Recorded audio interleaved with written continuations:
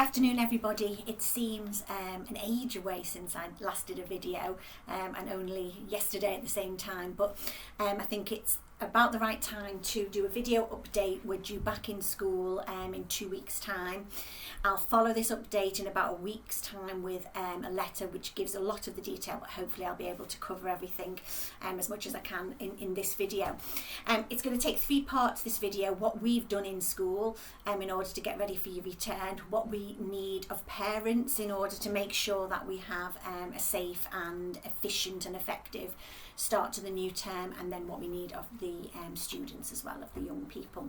So first of all, please rest assured that everything that is being done with all the DfE guidance in mind, all the traffic guidance in mind. My professional organisation, ASCL, is sending out lots and lots of information. Everything that we are doing is adhering to all of the guidance that we must adhere to. And I am confident that the students will be returning and the staff will be returning to an environment that is as safe as we can possibly make it.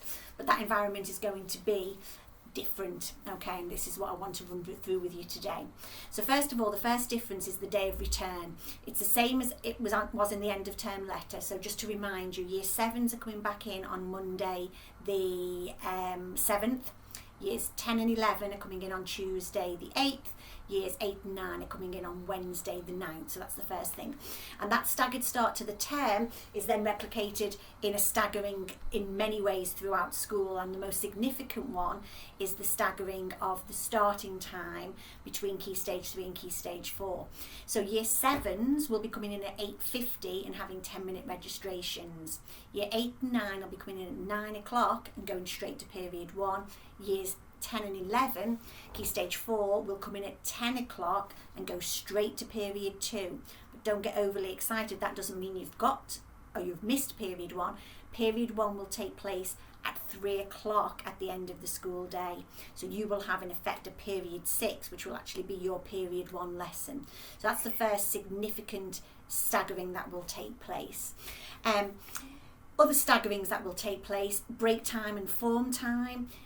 For Key Stage 3, you will go to form and then to break. For Key Stage 4, you will go to break and then form. I think I might have got that the wrong way round, but there will be a staggering that way round. And there will be a significant staggering at lunchtime. So period 4 will be split into 3, 4A, 4B and 4C.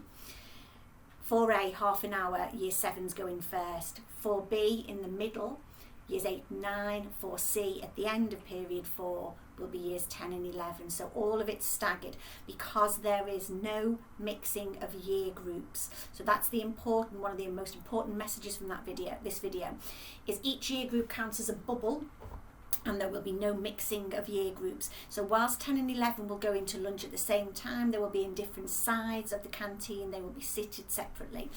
Toilets, we haven't got enough toilets to give each year group a toilet, but there will be much cleaning of toilets, and most year groups will have their own toilet, and a couple of times there will have to be some sharing, but that sharing will take place over different breaks and different lunch times, so it should all work out well.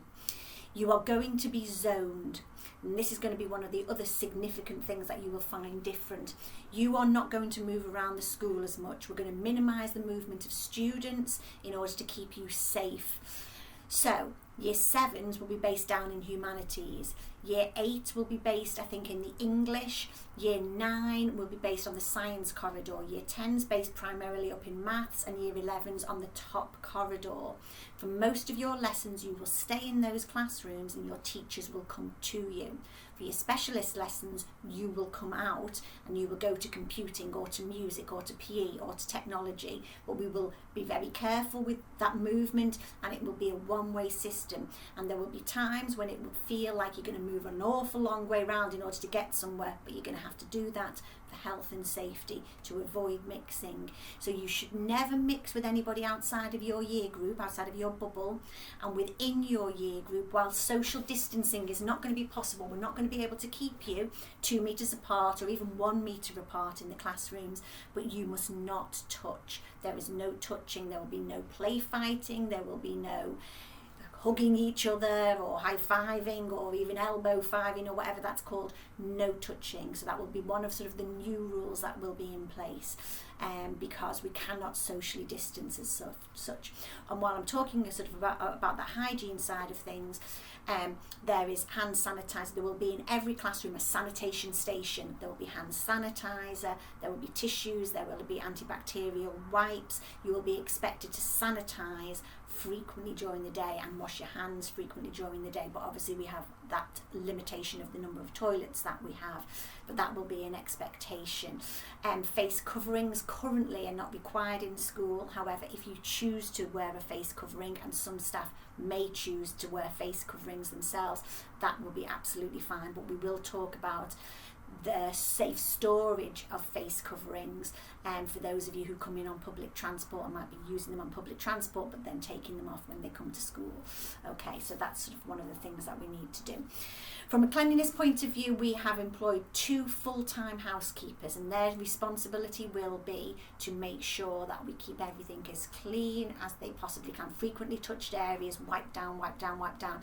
If you are in computing and it's a year 7 class followed by a year 8 class, there will be some significant cleaning going on between each of those classes coming in. So we will keep it to a certain level of cleanliness within the bubble, within the year group, but then if that bubble changes and it goes from one year group to another year group, then there will be a more significant level of cleanliness. If you present in school with any symptoms that are relevant to COVID, we have now a special sort of COVID sick bay where you will be placed and your parents will be called, and all of the required processes will kick in at that point. So we will take it very seriously. And if there are any certified cases of not certified, confirmed cases of COVID, obviously I will contact public health and we will take guidance from them as to what to do next. Breakfast and homework club, they will be in place. Parents need them in order to get themselves back to work. There will be priority given to the younger students for obvious reasons, I would hope, for breakfast and homework club. So that will be in the letter, and if you wanted a place in breakfast and homework club, you will have to confirm it and book it, and if it's not used, your place will be given to somebody else. But that is something that we're still able to go on. You will enter school in different places. So the new year 7s, you're going to enter down really the side gate. So if you walk past school and school is on your left hand side, just as you get to the end of the school, there is a side gate which goes down sort of towards the humanities area. That's where you will enter. We will guide you there on your first day, don't worry about it. Year 8s and 9s, you will enter as usual through from the turning circle into the yard, and the 10s and 11s, when you arrive, the plan at the moment is that you will go through the Padua gate, but this so separate entrances and exits as much as we can. Lunches, there will be a reduced offer to start off with. I think to start off with, for the first few weeks, we just need to get school up and running and make sure that we get the basics right. So there will be school lunches. Obviously, you can bring your packed lunches as well, and then there's no queuing if you bring your packed lunches. But if you're on school lunches, be prepared that there will be less of a selection initially in the first instance for school lunches, because we've got 3 lunches going on now rather than just 1 lunch. So we need to see how that works. There will be no food at break time. There will be in breakfast club, but there will be no food at break time in the first instance. If everything goes very smoothly, we will add break time food in as well, so bring snacks in for that. There will be a pause on extracurricular. We want to get back to extracurricular as soon as we can. Enrichment activities is part of what school is all about. However, there will be a pause to start off with. And we are prepared to go remote if we need to again. So, if we have to send a whole year group home for 2 weeks, or if something happens in the whole school, we are ready to go remote again if we need to. So don't, if that happens, we will kick in, ASAP. If one child has to quarantine because somebody in the household has tested positive or whatever like that, we will have the systems in place to enable remote learning to go on for that one child. And obviously, we're not going to talk about catch up. Everybody's been off school. Everybody has missed a chunk of their in-school education. It's important that we get the children back in and settled and back learning as soon as we can. So what we have done is we have employed 2 additional English tutors and 2 additional maths tutors, well, 1 tutor and 1 maths teacher, ready to help support those students who need that extra support. So that system is ready to go as from September. We're not waiting for the government to kick in with the national tutoring programme in October or November time even. We're ready to go with that in September. So that is what we've got sorted for you, and I hope that makes you feel confident that we're well prepared, and we are well prepared for you to come back. This is what we need parents to do. We need the children to be there, okay? Attendance, we need them to be there. I'm not going to talk about fines or anything at this point. We need you to make sure your children are there. If that is not going to happen, we need to know, okay? We need to know why, and we need to then try and work with you to see if we can sort that element out. You know, I know it's a scary time. I appreciate it's a scary time, but we need the children there. We need you to think about how you're going to travel to school. One of the reasons why we staggered the starting time for Key Stage 3 and Key Stage 4 is so that not everybody's on public transport at the same time. If your son or daughter can walk to school or cycle to school, encourage them to do that. A lot of children have got into walking and cycling over this lockdown period. Encourage them to do that if they possibly can. As parents, avoid coming into school, so avoid coming into the reception area. Email us if possible. We will have meetings, we'll be able to communicate in various different ways, but just avoid, you know, if you come into school and just say, I need to see, or whatever, that's just not going to be able to happen in the first instance. Don't send your children in if they've got any symptoms. Please, that's, you know, not fair to anybody at all. If they have any symptoms, keep them at home, phone us up, and then we can contact public health and see what action that we need to take. And inform us if somebody in the household has got COVID symptoms or has been a confirmed case. Just keep that lines of communication open. A lot of queries about uniform. They are expected to come back in full school uniform, including blazers. That's an expectation. But on the days that they have PE, because of the changing sort of concept and having to change for PE, we're going to ask the children to come in their PE kit. So on the days they have PE, come in their PE kit, but on other days they're in full school uniform. They're not going to be able to use the lockers. They might do by fluke if their locker is already in the area where they're zoned, but that will just be luck if that's the case. So they're going to need bags big enough to carry all of their books, etc. around school, and also they need their equipment and they need their Super 7. We're not going to be able to share in the same way as we've been able to share in the past because things will have to be wiped down and so on and so forth. So they need a good set of equipment. So Super 7, they know what it is, it's on the website. Reading book, they need a reading book with them at all times. And ideally, if you can put money on their on the system through parent pay, that is going to come out in the letter as well that I send out next week. If you can use parent pay and put money on, it means that they're not using the recharge machines and we're minimising that touching of equipment within school. So that's what we need from you as parents. Finally, St Anthony's students, just come back and be your normal, wonderful self. It's been ages since we've seen you. It's been, you know, it's March, it's 6 months since we've seen you.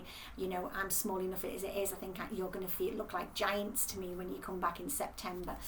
Your behaviour needs to be spot on, okay? No arguing with us about the one-way system, no arguing with us about who goes first at lunchtime and at break time or whatever.